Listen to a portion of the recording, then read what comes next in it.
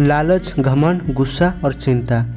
कई सालों पहले किसी एक राज्य में एक राजा राज करता था। इस राजा को घोड़े पालने का बहुत शौक था। इस राजा के पास वैसे तो कई सारे घोड़े थे, लेकिन इसके पास 4 ऐसे जंगली घोड़े थे जो इस राजा को काफ़ी पसंद थे। राजा ने इन घोड़ों को ट्रेन करने के लिए कई ट्रेनरों को बुलाया, मगर कोई भी इन घोड़ों को अच्छे से ट्रेन नहीं कर पाया।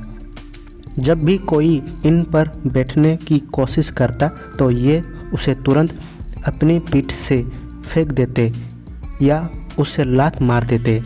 राजा को घोड़े बहुत प्यारे थे, इसलिए ट्रेनरों को सख्त वार्निंग दी जाती थी कि इन पर जोर ज़बरदस्ती ना किया जाए, यानी कि इन्हें मारा पीटा ना जाए।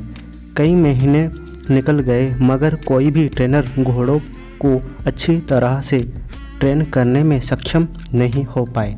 तब राजा ने अपने राज्य में ढिंढोरा पिटवाया कि जो भी व्यक्ति इन घोड़ों को अच्छे से ट्रेन कर देगा उसे बहुत बड़ा इनाम दिया जाएगा। कुछ दिनों बाद एक युवा ट्रेनर राजा के पास आया। राजा ने अपनी शर्त की घोड़ों की ट्रेनिंग बिना मार पिटाई होनी चाहिए, ऐसा उस युवा को बताई।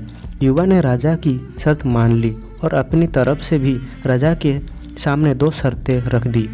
युवा ट्रेनर बोला, मैं आपकी हर शर्तें मानने के लिए तैयार हूँ, मगर मेरी भी 2 शर्तें हैं जो आप मानो तभी मैं आपके घोड़ों को ट्रेन कर पाऊँगा। राजा ने कहा, पहले शर्तें तो बताओ। ट्रेनर बोला, पहली शर्त है कि मुझे इन घोड़ों को ट्रेन करने के लिए कुछ महीने या पूरा साल भी लग सकता है, उतना वक्त दिया जाए। और दूसरी शर्त यह है कि इन घोड़ों के खाने पीने रहने का बंदोबस्त पूरा मुझ पर छोड़ दिया जाए। राजा के पास कोई और विकल्प था नहीं। कोई भी ट्रेनर आज तक घोड़ों को ट्रेन करने में सफल नहीं हो पाया था, और अब तो नए ट्रेनर्स भी आने बंद हो गए थे। राजा ने युवा ट्रेनर की सारी शर्तें मान ली और घोड़े उसे सौंप दिए। युवा ट्रेनर अगले दिन से ही एक बड़े से बाड़े में इन घोड़ों को लेकर गया और वहां सबको खुला छोड़ दिया। ट्रेनर बाड़े के किनारे किनारे पर दौड़ने लगा। फिर दौड़ते दौड़ते थकने के बाद ये युवा ट्रेनर वही बाड़े में लेट गया।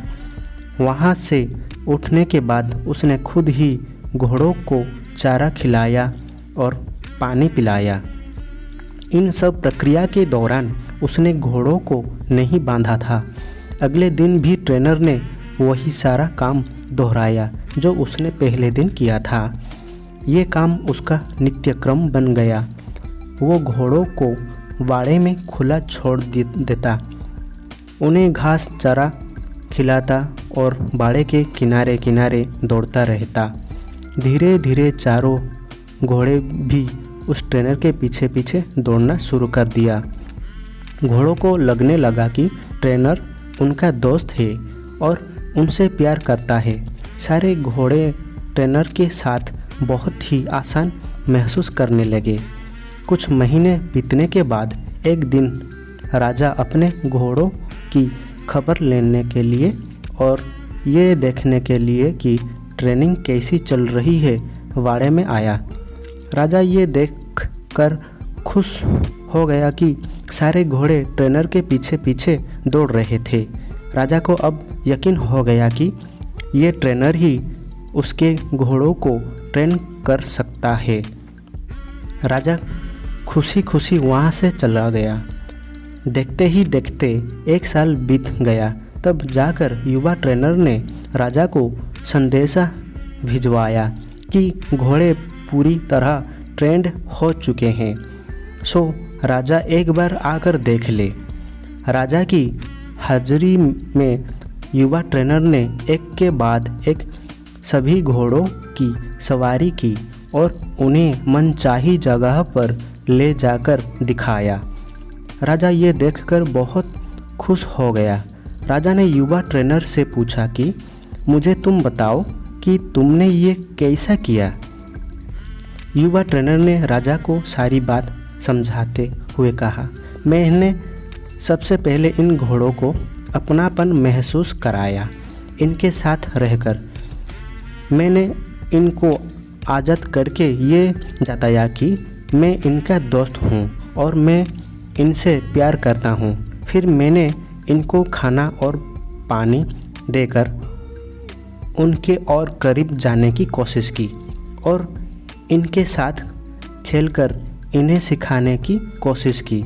इस तरह धीरे धीरे ये मुझे अपने करीब आने देने लगे, अपनी पीठ पर बैठने देते। और फिर एक दिन ऐसा भी आया जब मुझे ये पीठ पर बिठाकर दौड़ने लगे। राजा ने युवा ट्रेनर की समझदारी की प्रशंसा की, उसे वादे के अनुसार लाखों सोना मुहावरे दी और साथ में हमेशा के लिए इन चारों घोड़ों की देखभाल करने की नौकरी भी दी। दोस्तों, इस कहानी के आधार पे अगर मनुष्य के जीवन के साथ इन 4 घोड़ों की तुलना की जाए तो ये 4 घोड़े होंगे चिंता, गुस्सा, घमंड और लालच। और मनुष्य की बुद्धि को हम युवा ट्रेनर की तरह देख सकते हैं। जिस तरह से युवा ट्रेनर समय लेकर और समझदारी से धीरे धीरे चारों बदमाश घोड़ों पर काबू पाया, उसी तरह कोई भी मनुष्य अपने जीवन के सबसे बदमाश घोड़े यानी कि चिंता, क्रोध, घमंड और लालच पर काबू पा सकता है। पहला अप्रशिक्षित घोड़ा जो कि चिंता है। हमारी बुद्धि को ये समझना होगा कि चिंता बुरी होती है और चिंतन फायदेमंद होता है। चिंता किसी भी समस्या का हल नहीं होता। हाँ, चिंतन से हमें नए रास्ते जरूर दिखाई देते हैं। दूसरा घोड़ा है क्रोध। दोस्तों, कभी कभी जीवन में क्रोध करना आवश्यक होता है। कभी कभी ऐसी परिस्थितियाँ आती है जब आपका हक कोई छीन रहा हो या बेवजह आप पर जुल्म कर रहा हो, तब क्रोध करना कोई बुरी बात नहीं है। मगर क्रोध कब करना है, कैसे करना है, कितना करना है, किस पर करना है, इस सब की लगाम अपने हाथों में रखना बहुत ज़रूरी है। तीसरा घोड़ा है लालच। लालच ज्ञान पाने की हो तो अच्छी है, लालच अज्ञानता की हो तो बुरी है। लालच धन मेहनत से प्राप्त करने की हो तो अच्छी है, लालच बिना मेहनत के गलत तरीके से धन प्राप्त करने की हो तो बुरी है। चौथा और आखिरी घोड़ा है घमंड। मैं ये काम कर सकता हूँ, इसे गर्व कहेंगे और सिर्फ मैं ही इस काम को कर सकता हूँ, ये घमंड होता है। बस यही सारे फर्क बुद्धि रूपी ट्रेनर से इन घोड़ों को समझना होगा। फिर आपके ये चारों बदमाश घोड़े भी देखिए कैसे कंट्रोल में आते हैं। दोस्तों, ये कहानी आपको कैसी लगी? वीडियो अच्छा लगे तो लाइक शेयर करना ना भूलें। चैनल में नए हो तो सब्सक्राइब ज़रूर कर दें।